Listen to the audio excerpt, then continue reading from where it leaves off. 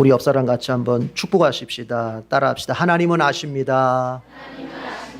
다시 한번 축복합시다. 하나님은 당신을 아십니다. 자, 오늘 설교 제목입니다. 따라합시다. 나는 그 이유를 모르지만 하나님은 아십니다. 오래전에 제가 TV에서 그 대담 프로를 본 적이 있는데요.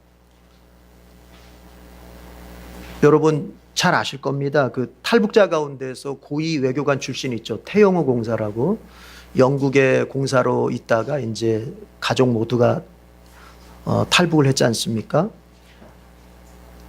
그래서 이제 그 진행자가 모든 사람들의 관심을 이제 관심적인 질문을 던지더라고요. 뭐냐면 왜 탈북을 결심했습니까? 당신은 북한에 있으면 오히려 호의호식할 사람인데 당신은 북한에 있으면 더 대접받고 더 출세하고 더 잘 살 사람인데 왜 탈북을 결심했습니까? 이렇게 묻더라고요. 그러니까 태영호 공사가 이런 대답을 하는 걸 제가 들었어요. 자녀들 때문에 탈북을 결심했습니다. 자녀들 때문에. 무슨 얘기인가 하면 이제 영국의 애교관으로 있었잖아요. 오랜 세월. 그러는 가운데서 자녀들은 영국에서 생활을 하게 된 거예요. 영국에서 그 자유민주주의 세상에 정말 삶을 산 거예요. 먹고 마시고 학교 다니고 친구들 사귀고 이런 모든 게 그 자유민주주의의 분위기 속에서 그렇게 살았단 말이에요. 자녀들이. 이제 그런데 여러분 우리가 잘 알다시피 저 북한에서 이제 어려워지면서 막 외교관들을 막 이제 소환하잖아요. 불러들이는 거예요. 그러니까 그때 돌아가야 되는데 이 자녀들이 싫다는 거예요. 안 가고 싶다는 거예요. 여기서 이렇게 생활하다가 그 북한으로 돌아가 생활한다는 게 자신이 없다는 거예요. 너무 싫다는 거예요. 그럴 때 이제 이 태영호 공사는 자기가 관료이면서 동시에 또 부모 아닙니까? 부모로서 고뇌를 하게 되는 거예요. 어떻게 해야 될까?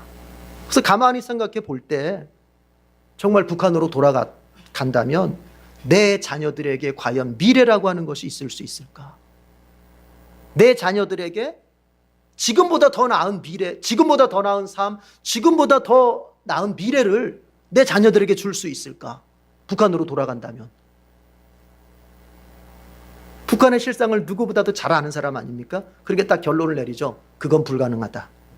북한에 돌아갔을 때 내 자녀들의 삶이라고 하는 것은 없다. 탈북하자 해가지고 했다는 거예요. 자, 여러분 사람은요 새로운 세상의 맛을 보면요 과거의 세상으로 과거의 삶으로 돌아갈 수 없습니다. 은혜의 세계를 맛본 사람은 은혜가 없던 시절, 하나님 없던 시절로 절대로 돌아갈 수 없습니다. 아니 돌아가라고 해도 못 돌아갑니다. 종교개혁자 칼빈이 이런 말을 했습니다. 진짜 신자라면 만약에 지옥이 없다 할지라도 그는 하나님을 사랑하게 될 것이다. 왜요? 은혜를 맛봤거든요. 하나님의 은혜를 맛봤고 하나님의 사랑을 맛봤습니다. 하나님이 나에게 주시는 그 은총이 얼마나 크고 좋은지를 맛봤습니다. 그래서 꼭 내가 벌 받을 지옥이 없다 할지라도 그 사랑 때문에 그 은혜 때문에 하나님 섬기고 하나님 내가 평생에 경외하며 살겠다. 그런 얘기입니다. 여러분 꼭 지옥 가기 싫어서 예수 믿는 사람 좀 문제가 있죠. 예, 문제가 있죠. 조금. 그렇죠? 예수님이 주신 그 사랑을 맛보고 예수님이 나에게 주신 그 생명을 맛봐. 예수께서 십자가에서 죄 때문에 죽으셨다는데 그 죽으심이 그저 이론으로 공허한 이론으로 그저 성경의 문자로 들리는 것이 아니라 그것이 나를 위한 사건이고 나에게 주시는 사랑의 사건이고 나에게 주시는 그 구원의 사건이고 나에게 주시는 생명의 사건이라고 하는 이 은혜를 체험한 사람, 이 사람은 지옥이 없다 할지라도 꼭 내가 무슨 나쁜 짓 하면 벌을 받기 때문에가 아니라 그 주님의 사랑을 내가 알기에 내가 주님을 버릴 수 없고 떠날 수 없다는 것. 여러분 새로운 세상을 맛본 사람은 절대로 과거로 못 들어요. 우리가 금요일날 리더 모임을 이렇게 같이 해요. 우리 중직자들 또 구역장들 같이 모여서 리더 모임을 하는데 거기서 나오는 얘기들이 그거예요. 어쩔 때 욕망이 올라옵니다. 옛날 내가 예수님 정말 잘 믿기 전에 삶으로 돌아가고자 하는 욕망이 올라올 때가 있습니다. 현재 내가 믿음이 있는 것 같아도 그런 욕망이 불쑥불쑥 올라올 때가 있습니다. 그러나 돌아갈 수 없습니다. 다시 내가 그 옛날로 돌아간다면 생각만 해도 그것은 정말 두려운 일이고 내게 너무나 괴로운 일입니다. 돌아갈 수 없습니다. 그래서 견딥니다. 우리 그 구역장님들, 우리 중직자들이 그런 얘기를 해요. 여러분 그렇습니다. 그 사람은 은혜를 맛본 사람이에요. 하나님의 은혜를 맛봤기 때문에 하나님의 은혜가 단절되는 그 옛삶으로 돌아간다. 이거는 그 자체가 지옥이다. 내가 꼭 죽어서 가는 지옥만이 아니라 하나님의 은혜가 단절된 삶으로 사는 것, 이 자체가 지옥이다. 이 사람 진짜 신자입니다. 이 사람 은혜를 체험한 사람입니다. 여러분 그런 거예요. 자, 은혜를 맛본 사람은요, 남은 평생을 어떻게 삽니까? 이제 내가 그 은혜 갚겠다 하는 마음으로 살게 되는 거야. 남은 생애 동안. 그래서 자기 자신을 헌신하면서 삽니다. 젊어서도 헌신합니다. 늙어서도 헌신합니다. 몸을 드리면서 헌신합니다. 시간도 드리고 물질도 드리고 자식도 드리고 나의 모든 것들을 드리면서 그 은혜 내가 갚는다 해도 다 갚지는 못하겠지만 그저 그 은혜 내가 감사하면서 내가 이렇게 헌신하면서 살겠다. 이게 은혜를 체험한 사람의 남은 생애의 모습이에요. 자, 그러다가 여러분 고난도 당하지요. 주님을 위해서 헌신합니다. 주님께 나 자신을 바치며 삽니다. 교회를 위해서 헌신합니다. 교회에다가 나의 봉사를 바치며 헌신. 그런데 그러다가도 뭘 당해요? 고난을 당하기도 하는 거예요. 아니, 내가 주님을 위해서 살았으면 정말 주님이 나에게 복만 주셔야지 왜 고난도 주시는 거야? 내가 주님을 위해서 교회를 위해서 이렇게 썼고 이렇게 살았고 이렇게 바쳤으면 주님이 나에게 범사가 형통한 일만 주셔야지 왜 고난도 주셔? 그러나 은혜를 맛본 사람에게는요, 그게 문제가 되질 않아요. 은혜를 경험한 사람, 지금도 은혜 속에 푹 잠겨 있는 사람에게는요, 주님을 위해서 살다가 교회를 위해서 살다가 고난을 겪는다. 그게 여러분 시험거리가 되질 않습니다. 오늘 본문에서처럼 오히려 기도 제목이 되며 찬송 제목이 됩니다. 이게 은혜 속에 있는 사람이에요. 여러분 이제 봐요. 내가 아직 예수님 십자가의 그 사랑의 은혜, 하나님께서 아들까지 아끼지 않고 나에게 주셨다고 하시는 그 사랑이 이론으로만 들리는 사람, 이 사람 신앙의 전진 한 발자국도 못합니다. 기독교의 신앙은 도 닦는 신앙이 아닙니다. 절간의 신앙처럼 내가 수도해서 쌓아 올리는 신앙이 아닙니다. 내가 노력하는 것은 먼저 하나님의 은혜가 주어진 다음에 노력하는 것입니다. 은혜를 맛보고 그 은혜가 무엇인지를 알고 그 은혜를 기반점으로 삼을 때 거기서 내 노력이 효과가 있는 것이지, 하나님의 은혜가 뭔지도 모르고 하나님이 나를 사랑하셨다는데 3인칭입니다. 나하고는 관계없어. 그렇게 들려? 맛보지 못했어. 이 사람은 신앙에 한 발자국도 전진할 수가 없습니다. 말은 할 수 있습니다. 은혜가 뭐다, 소망이 뭐다, 믿음이 뭐다 떠들 수는 있습니다. 그러나 실상은 정말 자기 마음에, 자기 양심에서는 그게 뭔지를 모릅니다. 여기 아주 신맛 나는 귤이 있습니다. 이 귤에 대해서 설명은 할 수 있습니다. 색깔이 어떻다, 모양이 어떻다. 그러나 그 사람은 그 귤 맛이 무슨 맛인지 먹어본 적이 없습니다. 실제로는 모릅니다. 이게 은혜가 그런 거예요. 은혜는 말로 설명하는 게 아니에요. 체험으로 하는 것이지. 그런데 이 기독교의 신앙은 그 은혜를 체험해야만 한 발짝 두 발짝 전진할 수 있어요. 왜 신앙이 안 자라냐고요? 여러분 왜 신앙생활에다가 낙담하냐고요? 은혜를 모른 채 내가 노력하려고 하다 보니까 걸릴 것에 걸리는 거예요. 그게 율법주의예요. 하나님의 은혜는 모른 채 뭔가 내가 하나님 앞에 내 행위와 내 의와 내 열심으로 하나님 감동시켜가지고 뭐라도 좀 받아낼까 하다가 이제 그게 여러분 인간은 한계가 있거든요. 참는 것도 인간은 한계가 있잖아요. 뭐 좀 해는 것도 한계가 있잖아요. 어떠면 딱 걸려버리는 거예요. 그러면 이제 무너지는. 그런 은혜를 아는 사람은 내가 노력합니다. 애씁니다. 거룩하게 살아보려고 애쓰고 정말 헌신하며 살아보려고 애씁니다. 그러다가 안 될 때도 있죠. 어려울 때가 있죠. 그러나 그때는 어디로 돌아갑니까? 빨리 은혜로 돌아갑니다. 그래도 하나님 날 사랑하셔. 그럼에도 불구하고 하나님 자녀 삼아 주셨고 내 죄가 아직 이렇게 남아 있어도 하나님 여전히 날 사랑하심이 바뀌지 않아. 그게 은혜거든요. 이 은혜를 알아야 돼요.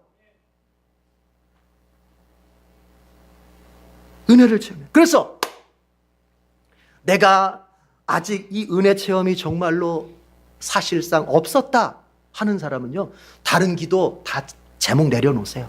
다른 기도 제목 두 번째로 내려놓으세요. 주님 앞에 매일매일 이렇게 기도하세요. 주님, 나도 은혜 체험하게 해주시옵소서. 주님의 십자가의 그 사랑이 무엇인지를 알게 해주시고 맛보게 해주십시오. 하나님이 자기의 독생자까지 아끼지 않고 내어주셨다고 하는 그 사랑이 뭔지 알게 해주십시오. 혹시 또 우리 가운데서는 옛날엔 그 은혜를 알았어, 옛날에는 그 은혜를 맛봤어, 그러나 지금은 그 은혜의 맛을 다 잃어버렸어. 은혜의 감격을 다 잃어버렸어. 이 사람도 여러분 그 자리에서 한 발짝도 못 나가는 거예요. 전진 못해요. 다시 회복해야 돼요. 은혜를 회복시켜 주시옵소서. 아니, 옛날 체험으로 돌아가라는 얘기가 아니에요. 오늘 부어주시는 은혜를 말하는 거예요. 오늘 부어주시는 은혜, 오늘 이 시간 부어주시는 은혜. 하나님은 새롭게 하십니다. 옛날 것 갖다 놓는 게 아니에요. 오늘 이 체험이 있어야 돼요. 앞에서 얘기했듯이 이 은혜를 체험한 사람, 이 은혜의 맛을 본 사람은 남은 생애를 하나님 앞에 헌신하면서 주님의 일에 자기 자신을 바치면서 사는 거예요. 자, 그러다가 고난을 겪어요. 그러나 그 고난이 어때요? 신앙의 해이를 만들어내거나 그 신앙을 추락시키지 못합니다. 오히려 기도의 제목이며 찬송이 제목이 될 뿐입니다. 오늘 본문 속의 바울과 실라가 바로 그런 사람이에요. 주님의 은혜를 아는 사람이요, 주님의 은혜의 세계에 들어가 본 사람이요, 그래서 그 주님을 위해서 내가 이제 남은 생애를 살아요. 그러다가 애매하게 감옥에 갇혀버렸어요. 이때는 바울이 빌립보에서 전도할 때입니다. 이제 주님께서 너 아시아에서 복음 전하지 말고 유럽으로 가라, 이런 꿈 중에 환상의 어떤 주님의 명령을 받고 이제 유럽 딱 들어갑니다. 그 첫 관문이 어디냐? 바로 빌립보입니다. 그 빌립보에서 루디아라고 하는 아주 믿음 좋은 여자, 기독교인이 아니었죠. 불신자였죠. 그러나 그 루디아라고 하는 여자를 딱 만나서 그 여자가 이제 나 이제 예수님 믿는 사람 됐으니까 우리 집으로 좀 가십시다 해서 자기 집을, 이 여성분이 사업가거든요. 여성 사업가야. 그러니까 대단한 그 아주 영향력과 부가 있는 사람. 그러니까 자기 집이 컸던가 봐요. 거기가 빌립보 교회예요. 루디아의 집이 빌립보 교회예요. 우리가 빌립보 교회라고 할 때 그 교회가 바로 루디아의 집을 말하는 거예요. 거기. 그래서 이제 그 루디아의 집을 빌립보 교회로 딱 만들어 놓고 바울이 그 빌립보 교회를 근거지 삼아서 이제 그 근방을 전도하러 다닙니다. 어느 날 전도하러 이 바울이, 오늘 본문 보니까는 기도처, 바울이 보통 그 전도하는 그 어떤 그 뭐랄까요, 그 틀이 있어요. 틀이. 제일 먼저 어느 지역을 가게 되면 어디를 찾아가게 되냐면 유대인들이 잘 모이는 곳에 먼저 가요. 회당 이런데, 뭐 기도처 이런데. 그래서 바울이 지금 회당을, 기도하는 곳을 찾으러 가는 거예요. 가다가 이제 어떤 일을 겪냐면은 웬 여자가 바울 그 전도 일행을 쫓아다니면서 이 사람들은 높으신 하나님의 종들이다. 이 사람들은 지금 너희들한테 구원의 길을 전하고 있다. 어떤 여자가 쫓아오면서 보니까는 점치는 귀신 들린 여자예요. 점치는 귀신 들린 여자. 이 귀신 들린 여자가 쫓아오면서 그냥 몇 날 며칠을 이 사람들은 하나님의 종들입니다. 이 사람들이 여러분에게 지금 구원의 길을 전하고 있습니다. 막 떠들어대는 거야. 그러니까 바울이 몇 날 며칠을 똑같은 얘기를 듣다 보니까 우리 성경에 보니까 성경에는 바울이 귀찮게 여기고 그렇게 돼 있어요. 18절에 보니까 바울이 귀찮게 여기고 그랬는데, 개역개정 성경이나 다른 한글개역 성경들 보면은 뭐라고 되어 있냐면 바울이 괴롭게 여겼다는, 괴롭게. 바울이 괴로워서 그래요. 괴로워서. 그 번역이 또 더 어울리는 것 같아. 뭐 귀찮았다기보다는 괴로운 거예요. 막 계속 그러니까 바울이 어떻게 합니까? 그냥 그 귀신을 내쫓아 버립니다. 예수 이름으로 명하노니 이 귀신아 물러가라 했더니 나가버렸어요. 그 여자가 멀쩡하게 됐어. 고침받았어. 그런데 바울의 이 선행이, 여러분 귀신 들린 사람 고쳐주는 거 얼마나 좋은 일입니까? 그런데 바울의 그 선행이 누군가에게는 여러분 손해를 일으키는 사건이 된 거예요. 원래 그런 거예요. 기독교인의 선행은 어떤 누군가에게는 여러분 손해를 일으키는 사건이 될 수도 있는 거예요. 예를 들어서 하나님 이 금호동에 있는 지역 술집 다 없어지게 해주십시오. 그러면은 여기는 거룩하게 될지 모르지만 그 사람들한테 손해가 일어나는 사건이잖아요. 그렇죠? 그런 것 같은 거예요. 그러니까 이 여종의 주인들이 있었어요. 이 여종 점치는 거 가지고 그 복채를 가지고 착취하는 주인들이 있었어요. 이게 싫은 거야. 그 바울을 갖다가 고발해 가지고 이제 감옥에 가두게 됩니다. 그래서 감옥에 들어가게 되는데, 여러분, 자, 우리 이거부터 생각해 봐요. 17절을 보십시오. 17절. 다 같이 읽어봅니다. 17절 시작. 이 여자가 바울과 우리를 따라오면서 큰 소리로 이 사람들은 지극히 높으신 하나님의 종들인데 여러분에게 구원의 길을 전하고 외쳤다. 여러분, 틀린 말 있어요? 이 여자가 하는 말 중에 틀린 말 있어요? 없죠. 그런데 왜 바울은 괴로워했죠? 왜 바울은 이 소리를 듣는 게 너무 괴로웠죠? 여기서 우리는 말이라고 하는 것을 생각해 봐야 돼요. 말이라고 하는 걸. 여러분, 말을 할 때 중요한 게 뭐라고 생각하세요? 내용일까요? 아니면 어떤 분위기일까요? 말을 할 때 제일 중요한 거는 의도입니다. 의도. 그 말을 왜 하느냐예요. 말이라고 하는 것은 마음과 마음을 소통하게 해서 하는 거 아닙니까? 하나님께서 우리 인간에게 언어를 주신 목적이 있다면 저는 크게 보면 두 가지라고 생각합니다. 하나는 뭐냐? 하나님을 찬송하기 위해서. 그 말을 가지고 하나님을 찬송하는 거야. 하나님을 높이는 거야. 또 하나는 뭐냐면은 다른 사람을 사랑하라는 말이에요. 다른 사람과 하나가 되라는 말이에요. 서로 소통하면서 마음과 마음을 나누면서 진실을 나누면서 소통하라고 우리에게 언어를 주신 거야. 그래서 여러분, 어떤 공동체를 분열시킬 때 제일 쉬운 방법이 뭔지 아세요? 언어를 다르게 해버리면 되는 거. 언어를. 그래서 일본 사람들이 우리의 민족성을 말살시키려고 할 때 썼던 게 뭐예요? 우리의 말을 못하게 하고 일본어를 다 쓰게 만들어버린 거. 언어가 바뀌면 성격이 바뀌어버리니까. 바벨탑 사건을 보세요. 얘네들이 같은 언어를 쓰면서 한데 모여 있으니까 얘네들이 이상한 짓 하는구나. 그래서 이거 흐트러뜨려야겠다. 어떻게 하십니까? 서로 다른 언어를 쓰게 만들어. 서로 다른, 알아듣지 못하는 언어를 쓰게 만들어. 그러니까 분열이 일어나는 거예요. 예. 언어는 하나님이 우리에게 왜 주셨어요? 서로 마음을 통하면서 소통하면서 하나가 되라는 거예요. 자, 그런데 어떤 사람들은요, 이 말을 하는데요, 하나가 되기 위해서 말하는 게 아니라 내 마음의 진실을 전하기 위해서 말하는 게 아니라 오히려 거꾸로 자기 자신을 감추기 위해서 말하는 사람들이 있어요. 자기의 진심을 감춰. 자기의 실제 모습을 감춰. 자기의 진짜 모습을 감추기 위해서 말로 포장. 그러니까 그런 사람들의 말은 뭐예요? 내용을 들어보면 틀린 게 없어요. 그럴싸해요. 다 논리적으로 맞아요. 그러나 뭐예요? 이게 빠졌죠. 진실이 빠졌죠. 진실이 없어요. 그 사람의 의도는 뭐예요? 그 말하는 의도는 뭐예요? 자기 자신을 포장하는 거예요. 자기 자신을 감추는 거예요. 오늘 이 여종의 이 말은 바로 여러분 바로 그겁니다.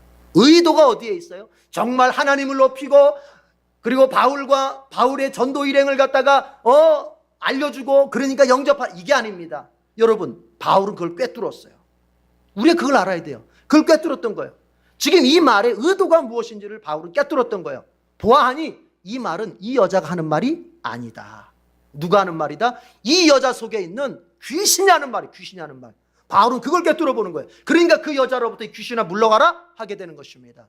사탄이 자기 자신을 감추기 위해서, 사탄이 자기 자신을 숨기기 위해서 하나님을 하나님을 들먹이고 복음을 들먹이고 어쩌고 저쩌고 좋은 말은 다 갖다 쓰지만 뭐예요? 결국엔 그게 무슨 의도예요? 자기 자신을 감추기 위해서. 이 여종 속에 있는 사탄이 자기 모습을 감추기 위해서. 그런데 바울은 그것을 속지 않았어요. 꿰뚫었어요. 여러분, 말하는 사람도 듣는 사람도 잘 생각해 봐야 됩니다. 그 말 왜 합니까? 내가 이 사람한테 이 말 왜 합니까? 내용이 맞는 게 다가 아닙니다. 내용이 진리인 게 다가 아닙니다. 내 말 어디 틀린 말 있어? 이게 다가 아닙니다. 왜 그 말 하는 겁니까? 이 말에서 살리려고 합니까? 이 말에서 죽이려고 합니까? 내가 아내한테 내가 논리적으로 따박따박 얘기합니다. 그 말 듣고 아내가 할 말이 없습니다. 이겼습니까? 바보 같은 생각이죠. 그 말 왜 했습니까? 이 아내를 죽이려고 한 겁니까? 살리려고 한 겁니까? 내가 자식들한테 따박따박 논리적으로 따져서 야 이놈아 이거 이런 거 아니야? 우리 애들이 아빠한테 아무 말도 못합니다. 그래요, 우리 애들. 제가 똑똑하잖아요. 뭐 이렇게 다 하면 말을 못해요. 지들이 저한테 어떻게 말빨로 이기겠어요. 그러나 여러분, 그 아이들의 영혼은 어떻게 됩니까? 죽어갑니다. 논리적으로 따질 수 없는데 뭔가 내 마음속에 이 말이 나를 죽이는 것이 됩니다. 그러니까 말은 내용이 맞다고 다가 아니고 의도가 있어야 돼요. 우리는 살리기 위해서 말을 해야 돼요. 여러분, 좋은 말이냐 나쁜 말이냐 이게 문제가 아니라 살리기 위해서 말을 해야 돼요. 살리기 위해서. 이 사람을 살리고 이 사람을 성장시키고 이 사람을 하나님께로 가까이 이끌고, 아시겠어요? 거기에 더해서 데이 세포트라고 하는 시인이 있는데, 이 시인은요 고민을 한 사람이에요. 어떻게 말을 해야 정말 이 말을 잘할 수 있을까? 이 시인이면서 한평생을 말 잘하는 것에다가 신경을 많이 썼던 사람이에요. 그러면서 그 사람이 시를 썼어요. 새 황금문이라는 시를 썼는데 거기서 그렇게 얘기해요. 우리의 말은 이 세계의 황금문을 거칠 때 정말 잘할 수 있는 말이 될 수 있다. 이 새 황금문이 뭐냐? 첫 번째 문은 그 말이 참말인가? 진실된 말이냐? 아니면 날 포장하고 거짓되고 꾸며내는 말이냐? 예, 그 말이 정말 참말이냐? 두 번째 문은 그 말이 필요한 말이냐? 지금 여기에 필요한 말입니까? 아이고, 여러분, 이 분위기에 안 맞는 말을 하는 사람들이 있어요. 그렇죠? 분위기에 안 맞는 말을 하는 사람들이 있어요. 이러면 참 옆에 있는 사람들이 곤혹스럽습니다. 이게 여기에 필요해. 이 장소에 필요하고 지금 이 시간대에 필요해야 되는데. 그렇죠? 예. 그 말이 필요한 말이냐. 또 세 번째 문은 그 말이 친절한 말이냐. 내용이 옳은 게 다가 아닙니다. 친절해야 됩니다. 따뜻하게. 내가 이왕이면은 말할 거 그것을 갖다가 무례하지 않고 친절하게. 그럴 때에 우리가 말을 잘할 수 있다. 참말입니까? 필요한 말입니까? 친절한 말입니까? 이 세 개의 문을 통과시킨 다음에야 내가 이 말을 할 수 있다는 거예요. 여러분, 부부지간에 이제부터 부부싸움 할 때 어떻게 해야 돼요? 부부싸움 하려고 하다가 참말인가? 필요한 말인가? 이거 정말 친절한 말인가? 하고 한마디 하세요. 야, 그럼 부부싸움이 없어질 것 같아. 그래요. 말, 의도가 중요해요. 그래서 바울이 그 사람 속에 있는 귀신을 꿰뚫어보고 듣는 사람 역시도 마찬가지입니다. 듣는 사람도요, 상대가 말하는 의도를 파악하면서 들어야 돼요. 듣는 사람도. 하는 사람도 잘해야겠지만. 여러분, 그럴 수 있습니다. 여러분, 상대가 나한테 조금 딱딱하게 얘기할 수 있습니다. 상대가 나한테 조금, 어떻게 보면 조금, 이 사람이 덜 친절하다. 이렇게 말할 수도 있어요. 그런 분위기로 말할 수도 있습니다. 그러나 그 사람의 의도가 뭔지를 자꾸 파악해서 들으면 이해가 됩니다. 남편이 왜 저렇게 화가 나서 나한테 얘기를 하지? 의도를 알면 조금 이해가 됩니다. 물론 힘든 건 있죠. 그러나 조금 이해가 됩니다. 그렇죠? 우리 부모님이 왜 이렇게 저렇게 막 그렇게 말씀하시지? 의도를 이해하면 조금 그래도 내게 납득이 될 수 있습니다. 듣는 사람도요, 의도를. 그 상대방이 어떤 말을 할 때 이 사람이 무슨 의도로 이 얘기를 할까? 흔히 그러더라고요. 부부지간에 예를 들어서 부인이 와가지고 내가 그렇게 텔레비전 프로 같은 게 보면 그런 얘기 많이 하더라고요. 자기 친구하고 이렇게 조금 이렇게 다퉜는데 와가지고 자기 남편한테 이제 얘기를 하면 자기 남편이 이런 남편이 이제 종류가 두 종류가 나오는데, 하나는 뭐냐면은, 야, 네가 그거 잘못한 거 아니야. 들어보니까 네가 잘못했네. 이런 남편이 하나 있고, 한 남편은 그랬구나. 그 사람이 좀 실수했다 하면서 이렇게 편들어주는 남편이 있대요. 그러면은 이제 부인들이 하는 말이에요. 이게 내가 그 말을 할 때는 이게 옳으냐 그러냐 따져달라고 재판관 노릇하라고 그 말을 한 게 아니라는 거예요. 왜 그 말 한 거예요? 내 편 들어달라는 거예요. 내 편. 나 지금 속상하니까 내 편 들어달라는 거예요. 내 편. 나도 알아요. 내가 뭐가 옳고 그런지 나도 알아요. 그러나 지금 내가 속상한 마음, 좀 위로가 받고 싶은 마음에 그 얘기 한 거예요. 그럼 그때는 어떻게 해야 되겠어요? 네가 잘못했다 이게 아니라 얼마나 속상해. 내가 들어도 속상했겠다. 뭐 이렇게 가는 거죠. 이런 데서 아멘 하는 거예요. 인생을 가르쳐 드리면 아멘을 하셔야지. 예? 그런 거예요, 그게. 자, 그렇습니다. 자, 바울이 투옥이 됐어요. 이제 아까 얘기했죠. 그 주인들, 복제받는 주인들이 자기들 이제 소득이 끊겼으니까. 자, 그런데 여러분 생각해 보십시다. 바울이 주님을 위해 살았습니다. 복음을 전하며 살았습니다. 오늘 더욱이 착한 일도 했습니다. 그런데 그에게 돌아온 것은 영광이나 명예나 어떤 좋은 것이 아닙니다. 감옥에 갇혀버립니다. 그냥 갇힌 것도 아닙니다. 실컷 두들겨 맞고 온몸이 만신창이가 된 채 감옥에 갇혔어요. 감옥에. 발이 착고에 채워졌다는데요. 여러분 이 본문을 잘 읽어보면요, 이렇게 말합니다. 이 사람들 잘 지켜야 된다. 이 사람들 잘 지켜야 돼. 이렇게 얘기를 해요. 그러니까 간수장이 그 바울과 실라를 어디다 가두게 되냐면 감옥 중에서도 가장 깊은 감옥에다가 집어넣어 버려요. 이게 지하 감옥일 텐데 가장 깊은 감옥. 그다음에 바로 착고를 채웠다 그러는데, 제가 보니까 이 시대의 착고는 어떻게 돼 있냐면요, 그냥 단순한 수갑이 아니에요. 발에다 착고 채웠는데 양 다리를 이렇게 벌어지게 만들어. 그래서 굽힐 수가 없어요. 벌어진 채로 계속 있어야 되는 거예요. 그러니까 움직일 수가 없는 거예요. 이 상태로 계속 있어야 되는 거예요. 도망가는 거 엄두도 못 내는 거예요. 앉지도 못하는 거 제대로. 다리를 쫙 벌려서 못 움직이게 만들어 놓은 착고기 때문에, 바울이 뭘 잘못했습니까? 바울이 기도를 안 한 사람입니까? 전도를 안 한 사람입니까? 주님을 사랑을 안 한 사람입니까? 왜 그렇습니까? 여러분, 바울은 이유를 모릅니다. 내가 왜 지금 여기에 갇혀야 되는지 이유를 모릅니다. 그러나 여러분, 하나님은 그 이유를 아십니다. 이렇게 잘하고 충성스러운 바울이 왜 감옥에 갇혀야 되는지 자기는 이유를 모릅니다. 왜 그런지 모릅니다. 그러나 하나님은 이유를 아십니다. 그 이유가 뭔지 아세요? 그 감옥에서 일하고 있는 간수장, 그 사람 가족을 구원시키는 거였어요. 하나님의 목적이 있었어요. 그 감옥에서 일하고 있는 간수장 그리고 그 가족들 구원해내는 게 하나님의 목표였어요. 그렇기 때문에 하나님께서는 바울을 감옥에 들어가게 해서 거기서 고난받게 하고 거기서 아프게 하고 이제 간수장 구원하게 합니다. 여러분, 우린 이유를 다 몰라요. 보면 중간에 과정들이 있습니다. 보니까 이제 바울은 들어가서 기도하고 찬송했더니 갑자기 막 지진이 나가지고 옥문이 열리고 착고는 다 풀어지고 그렇잖아요.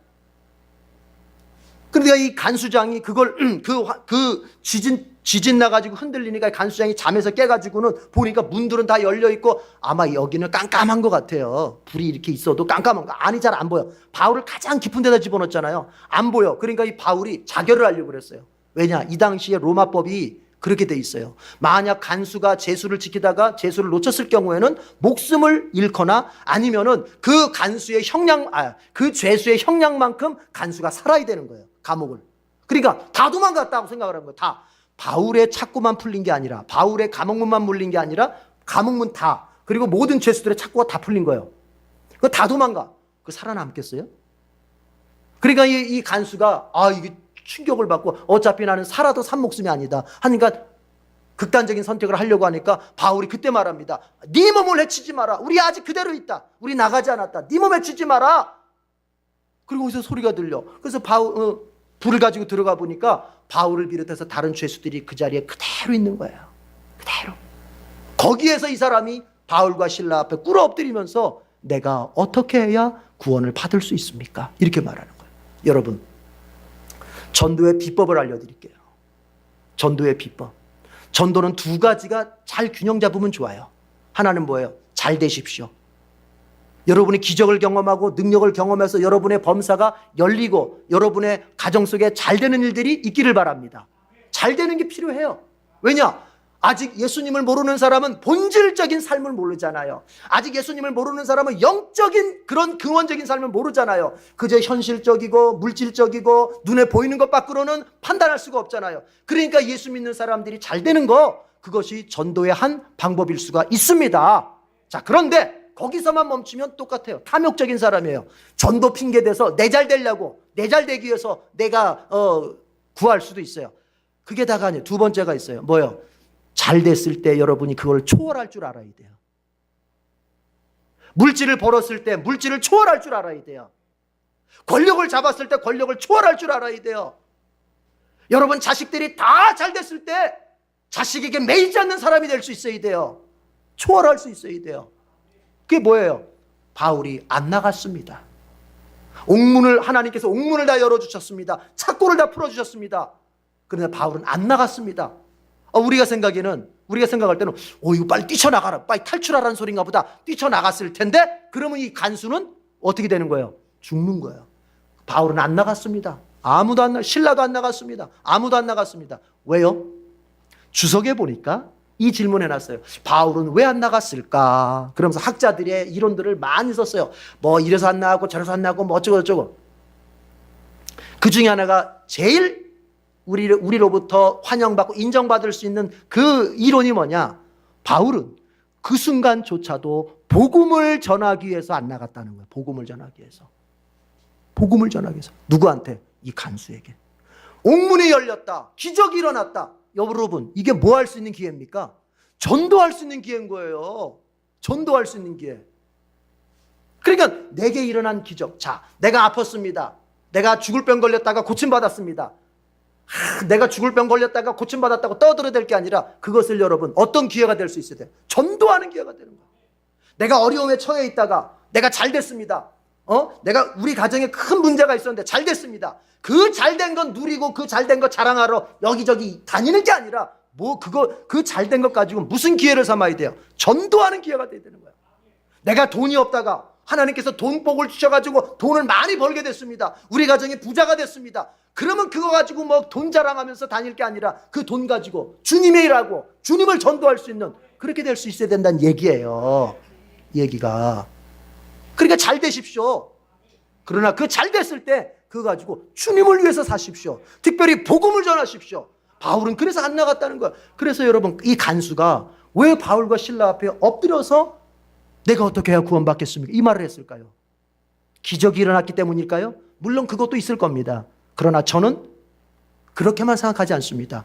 기적이 일어났지만 바울이 거기서 도망치지 않고 그 자리에 있었다고 하는 것. 이것 때문이라고 저는 생각해요. 세상이 기독교를 보면서 세상이 신자들을 보면서 놀랄 때는요.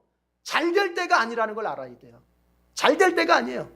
안 될 때도 낙심하지 않고 소망할 때, 또 잘 될 때도 교만하지 않고 겸손할 때, 이때 세상은 교회를 보면서 존경하게 되는 것입니다. 바울은 그랬던 거예요. 하나님의 이유를 안 겁니다. 그때 한 겁니다. 왜 하나님께서 나를 이 빌립보 감옥의 고난 속에 나를 집어넣으셨을까? 여기서조차도 뭐하라? 영혼 구원하라. 그래서 여러분 그 간수의 가족들이 다 예수 믿게 되지 않습니까? 그러니까 벌써 빌립보 교인이요 몇 명이 확보가 된 거야. 그 귀신 들렸다 고침받은 여종, 그 다음에 이 간수의 가족들. 야, 빌립보 교회가 벌써 성장을 했어. 교회가 성장하는 데는 이렇게 누군가의 고난의 헌신이 필요한 거예요. 교회가 성장하는 데는 이렇게 누군가의 고난의 전도가 필요한 거예요. 이게 될 때 여러분 구원의 역사가 있는 겁니다. 여러분 가정이 구원받길 원합니까? 여러분 가족 가운데서 구원받지 못한 아직 그 가족이 있습니까? 이제 구원하셔야죠. 거기에 여러분의 희생이 따라가는 거야. 여러분의 고난이 따라가는 거야. 그 고난 중에서도 소망 잃지 않고, 또 내가 잘 됐을 때도 내 자녀들에게, 내 가족들 앞에서 내 잘난 척하지 말고, 이거 주님이 하셨다. 제가 우리 청년들이 이렇게 가족 전도하려고 하는 청년들한테 늘 부탁했던 거예요. 지금은 다 결혼해서 애 낳고 살고 있는 청년들. 잘 됐어. 직장에서 잘 됐어. 그러면 아무개야. 이게 잘 됐어. 그러면은 부모님들 전도하려고 하는데 그 앞에서 제가 이렇게 잘 됐습니다. 어쩌고 저쩌고 이게 아니라 하나님께서 나를 잘 되게 해주셨어요. 이렇게 말해라. 이렇게 말해라. 여러분 그게 우스운 것 같죠? 아니에요. 가랑비에 옷 젖는 거예요. 자꾸 그렇게 하나님이 하시고 하나님이 역사하시고 하나님 복 주시고 이걸 자꾸 들려줄 때 이제 어느 날 그의 마음이 확 열리게 되는 거야. 네. 하나님께서 바울을 왜 투옥하셨는지 하나님은 이유를 가지고 계셨어요. 여러분이 어떤 고난에 있을 때 나는 그 고난의 이유를 잘 모릅니다. 나는 신앙생활을 정말 최선을 다했는데 왜 하나님이 이렇게 하셨는지 원망까지도 들 때도 있습니다만 여러분 이제 믿음을 가지십시오. 나는 그 이유를 모르지만 하나님은 그 이유를 알고 계신다. 나는 그 목적지를 모르지만 하나님은 그 목적지를 아시고 나를 이 고난 속으로까지 인도해 가고 계신다. 믿으시기 바랍니다. 예레미야가 이런 예언을 합니다. 예레미야가 이스라엘 백성들에게 이런 얘기를 합니다. 자, 하나님께서 너희들을 바벨론 포로 생활로 끌고 가실 것이다. 너희들에게 고난이다. 너희들에게 아픔이다. 그러나 그것은 너희들이 망하는 것이 아니다, 결코. 하나님이 너희들을 그 바벨론 포로 생활로 끌고 가는 데는 이유가 있고 목적이 있다는 것입니다. 그게 뭐냐? 대략 두 가지, 성경 전체를 통해서 보면 두 가지를 말할 수 있어요. 첫 번째가 뭐냐? 이건 영적인 겁니다. 신앙적인 거죠. 뭐냐? 신앙을 새롭게 하시려고 바벨론으로 끌고 가신다는 거예요. 여기 있어 보니까 계속 우상 섬기고 하나님 아닌 거 하나님처럼 섬기고 하나님보다 더 사랑하는 것들이 너무 많아. 안 되겠어. 니들 바벨론으로 좀 가서 고생을 좀 해봐. 거기서 하나님 앞에 좀 간절히 좀 대봐. 그래서 신앙을 새롭게 하려고 끌고 간다는 거야, 바벨론으로. 그러니까 거기 가서 이제 신앙생활이 새로워지고 다시 오는 거야. 또 두 번째는 뭐냐? 이것은 현실적인 겁니다. 육적인 겁니다. 뭐냐? 갈라졌던 남과 북이 하나가 돼서 돌아올 것이다. 우리 알죠? 솔로몬 이후에 르호보암 때부터 이스라엘이 두 개로 나눠졌지 않습니까? 남쪽에 유다와 북쪽에 이스라엘로 나눠졌지 않습니까? 이 갈라진 민족은 하나인데 국가가 두 개 아닙니까? 하나님이 이거를 하나로 합치시겠다는 거예요. 어디에서? 바벨론 고난의 현장에서 합치시겠다는 거예요. 여러분, 부부가 싸우잖아요. 말다툼하잖아요. 싸우죠. 그러다가요, 그 가정에 자식이 한번 아파보세요. 다른 것 가지고는 안 돼요. 그 가정에 자식이 딱 아파봐. 그러면요, 싸웠던 관계가 딱 회화해야 됩니다. 지금 싸울 겨를이 없어. 하나님이 그 고난을 통해서 남과 북을 하나로 만드시는 거예요. 그 고난을 통해서 여러분 가정을 하나로 만드시는 거예요. 그 고난을 통해서 갈려졌던 모든 사람들의 마음을, 교회의 마음을 하나로 묶으시는 거예요. 하나님께는 그런 의도, 그런 이유, 그런 목적이 있는 거예요. 이 하나님을 딱 믿으세요. 지금 현상만 보지 말고. 여러분이 고난을 지나갈 때 하나님을 믿고 거기서 견디면 하나님 반드시 잘 되게 하십니다. 자, 그런데 마지막으로 이 고난 중에서 내가 견뎌야 될 텐데 그 어떻게 견딜 것인가? 가타야마 교이치라고 하는 그 일본 작가가 있어요. 이분이 비 오는 날 돌고래들은이라는 책을 썼는데 재밌어요, 그 책이. 네 가지 얘기를 이제 서로 다른 얘기를 하는데, 근데 주제는 하나예요. 근데 그 책 중에 보면 이런 얘기를 합니다. 이 작가가 이런 얘기를 해요. 다들 나보고 힘내세요 이렇게 말은 하는데 나는 그때마다 어찌할 바를 모르겠다. 내가 어렵고 힘들 때 나보고 아유, 힘 좀 내세요, 힘내세요 라고 말하는데 나는 그 얘기 들을 때마다 나는 당황스럽다는 거예요. 왜요? 나는 어떻게 힘을 내야 할지 모르기 때문이라는 거예요. 나도 힘을 내고 싶어. 나도 힘을 내고 싶어. 그런데 어떻게 해야 힘을 내는 건지를 모르겠다는 거예요. 나는 그게 슬프다는 거예요. 그러니까 맨날 나보고 힘내세요만 하지 말고 어떻게 하면 힘을 낼 수 있는지 그 얘기를 해줘야 되는데 사람들은 그 얘기는 안 하고 그냥 힘내세요만 하는 거예요. 오늘 본문의 말씀은 바로 그겁니다. 신자가 어떻게 할 때 힘을 낼 수 있느냐. 너무 잘 알고 있는 얘기입니다. 바울이 실라가 감옥에 갇혀서 얻어터지고 억울하게 짓밟혔고 그냥 주님 위해서 살겠다고 했지만 그 믿음이 회의감이 들 정도로 완전 시험 들고 고난당하고 짓밟혔습니다. 그러나 바울은 거기서 회의 한번 들지 않고 주님께 원망 한번 하지 않고 다 이겨냅니다. 견뎌냅니다. 어떻게 해요? 기도하면서 찬송하면서. 힘을 낼 수 있는 방법이 뭐냐고요? 신자가 힘을 낼 수 있는 방법이 뭐냐고요? 기도와 찬송입니다. 기도하십시오. 하나님께서 힘을 주십니다. 찬송하십시오. 하나님이 듣고 붙잡아 주십니다. 이게 힘내는 방법이에요. 이엠 바운즈라고 하는 기도의 대가가 이런 얘기를 했어요. 하나님의 섭리는 우리가 기도하는 모든 것과 관련되어 있다. 우리가 기도하는 것 가운데 하나님의 눈에 지나치게 하찮게 보이는 것도 없으며 하나님께서 주시지 않고 돌보시지 않을 만큼 시시한 것도 없다. 무슨 얘기냐면요, 우리가 하나님 앞에 기도하는 것 중에 하나님께서 우습게 보고 하찮게 보고 시시하게 보는 게 없다는 얘기예요. 우리가 기도할 때 그 문제가 무엇이든지 간에, 우리가 기도할 때 그것이 어떤 것이든지 간에 하나님은 중요하게 보고 하나님 관심 갖고 하나님 귀 기울여서 듣고 응답해 주신다는 거예요. 여러분, 우리 자녀를 키울 때를 생각해 봐요. 내 자녀가 참 말도 안 되는 소리 합니다. 내 인생의 관점에 내가 지금 50대에 관점에서 보자면 참 말도 안 되는 거, 하찮은 거 가지고 걔는 아주 뭐 죽기 살기 하면서 얘기합니다만, 우리가 그럴 때 야 인마 필요 없어 이렇게 합니까? 관심 가져줍니다. 들어줍니다. 눈높이를 맞춰서 들어줍니다. 그 아이의 마음을 이해해주면서 들어줍니다. 이엠 바운즈 얘기는 바로 그거예요. 우리가 기도할 때 그 문제가 무엇이든, 기도 제목이 무엇이든 하나님은 하찮게 보거나 시시하게 보지 않고 관심 갖고 찾아오신다는 거예요. 여러분이 고난 속에 있습니까? 내 한계를 경험합니까? 아무리 연습해도, 아무리 노력해도 되어지지 않는 내 인생 앞에 이제 나는 울 수밖에 없습니까? 아니, 신앙적 회의감마저 듭니까? 도대체 예수 믿는다고 하는 것이 나에게 무슨 유익이냐고 이렇게 되물으며 회의감마저 듭니까? 이제 그런 사람들에게 주님은 너 왜 그러냐 이렇게 말씀하시지 않고 야 기도하고 찬송해라 이렇게 말씀하십니다. 그것은 철학적 논리로 목사가 불러다 놓고 상담하면서 한다고 되는 게 아닙니다. 그것은 몇 마디 말로 이렇습니다.